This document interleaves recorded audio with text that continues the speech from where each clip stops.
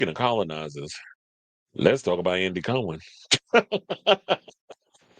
So apparently, we talked about it the other day that Kathy Griffin spoke out against Andy because he had spoken on, apparently her name was in his mouth. He went on that BravoCon and revealed that he had emailed her for some godforsaken reason. I don't even remember why, but apparently they're talking about that, you know, that we might be getting a showdown between these two. That we could be seeing them two going head to head on our screens. I'm not gonna say big screens, but yeah, on our screens.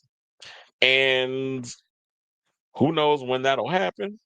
But that is the word on the curb. So shout out to Rob Shooter's Substack because this is where he spelled this. He said, in a twist wilder than any Housewives finale, bitter foes, Andy Cohen and Kathy Griffin are, wait for it, inching toward a televised confrontation. And insiders say Kathy has one non-negotiable. She said she wants it on neutral ground where Bravo can't swoop in to basically edit and buff her Andy's image with a glowing edit. So you can't come in and you can't be editing. She wants it live. And I was gonna say, you know what? That would actually be a good thing. Like have them do a sit down, do a little live situation, kind of like how I do this show, live and unfiltered and unedited. I can't stand edits with all the cop choppy whatever because I feel like you're not being real and authentic. If I happen to run off and say the same thing over and over, oh well, it is what it is. I'll learn how to edit myself in my brain as I run my mouth. But for the most part, I don't like edited stuff, especially when you're doing live stream. You give your opinion on things because it's like I want you to hear what I'm saying from the horse's mouth, and what I said is what I said. Shout out to Tamisha Iman when she went in on Candy Muse. I said what I said. But anyway, so sources tell hashtag shooter scoop that the pair's shocking pre-BravoCon email exchange cracked open a door long thought superglued shut, saying, quote, Kathy told her team point blank, if she's doing this, it's got to be live, unedited, and far away from Andy's home turf.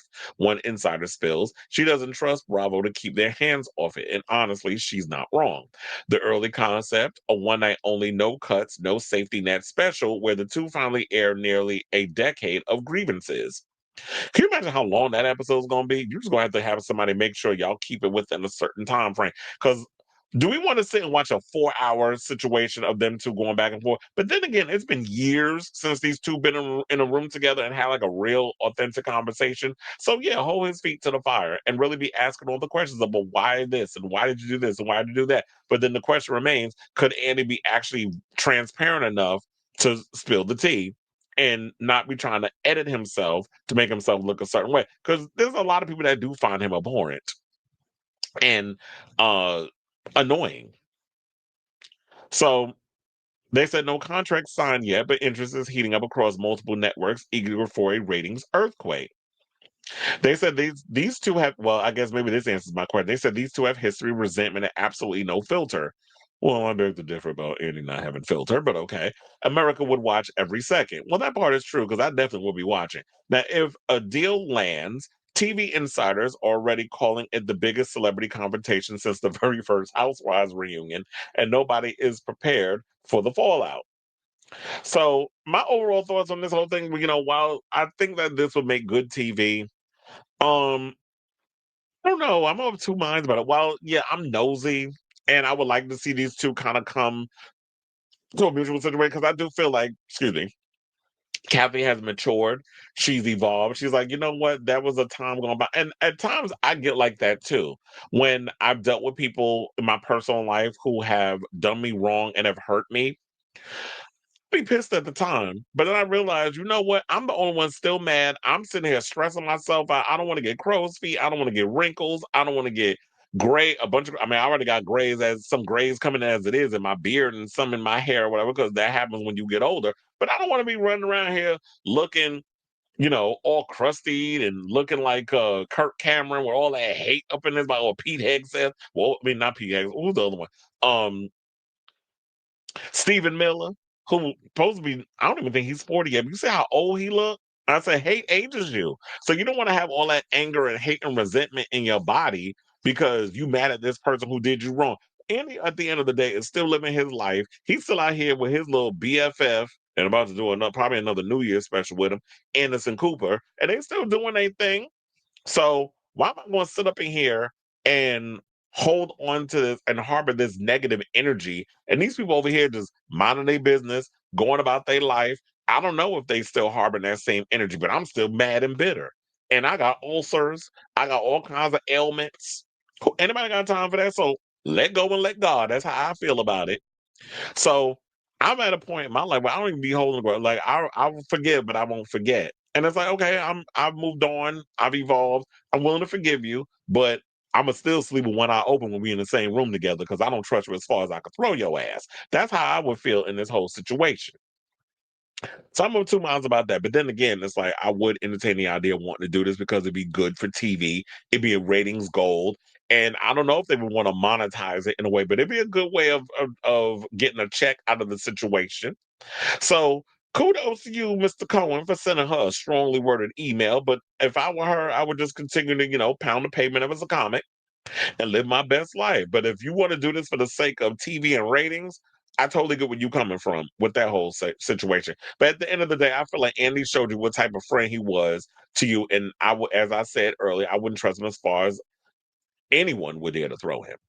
But then I should also point this out. So after this article first came out, Rob Shooter did add more to the article and basically said in a separate story, and basically said that Kathy is ready to forgive Annie for backstabbing her, but he's actually the one that's scared to have a one-on-one with the comic because he can't control the narrative like he would when interviewing those white-collar criminal Bravo celebrities. Most recently, Karen Huger and all the other ones that he be having. And I'm sure Wendy Osafo, he'll be getting her in a one-on-one too. So Annie's basically worried about what might spill out if there's ever a face to face with her. A Bravo source whispered to Rob, he said, if Kathy steps onto his set, she's going to speak her truth. Amazing TV, insane ratings, but Andy can't control her. And what scares her to death? One insider hissed. Andy's entire image is curated within an inch of its life. And Kathy, not Candy. We got a Candy Burger story coming up after this one. Well, coming up later on the show. And that's what I'm thinking about. And Kathy knows too much, basically. So he's saying she know where all the bodies is buried. And this is what happens when I keep telling people, and this is the problem that I've said with Andy over the years. He doesn't know how to separate business and friendships. He tries to hobnob and schmooze with a lot of these colleagues that he works with at Bravo. And the thing is, I've always said this, like it was really weird with me even coming up in the entertainment stream, my time at VH1. It is a very much laxed environment versus when you are someone who's working a regular job in a cubicle with regular people.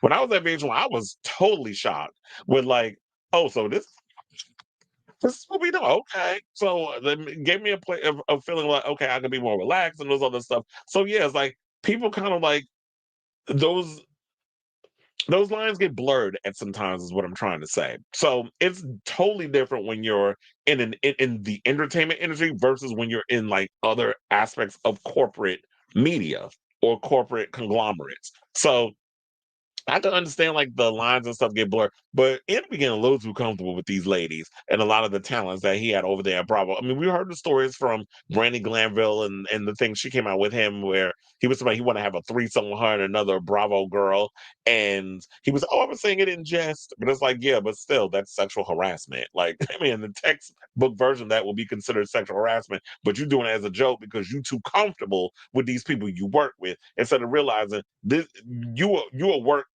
this is work, and my personal shit is what is over here. Hence probably why I'm not at that Christmas party at my job because it's supposed to be one today. And it's like, no, I keep my distance with the stuff. It's like I like my job. I like what I do. I go in and do what I got to do. But me wanting to get a little too, like letting too many people into my situation, it's like, no, I'd rather be here doing this than hobnobbing at a Christmas party getting drunk. And because I've done enough Christmas parties in my lifetime with jobs where I've seen people get out of pocket, people don't know how to act, people don't really know how to be like, okay, I'll have a drink or two, but don't get stupid because y'all be drinking too much and y'all get too messy and then people got stuff on you and then they want to use that against you down the line. Nope, I've learned my lesson over the years with getting too close to people in the workforce. So keep my distance with that situation. But anyway, so yeah, there's that. And then like if Kathy knows where the bodies is buried in a lot of situations, I would be like, okay, I'd be worried about it. But look, if it never happens, Kathy, then if this one on one doesn't happen, like Rob Shooter is saying might happen, so we're just gonna have to put this all under alleged. What I would basically do is uh keep all of this, like write it in a book. I mean, you had a lot of stuff going on in your life post what happened at Bravo. Come out with a memoir and spill it there. That way you get to control the whole narrative and get your side of the story out if it's not going to work out on your terms with this whole situation.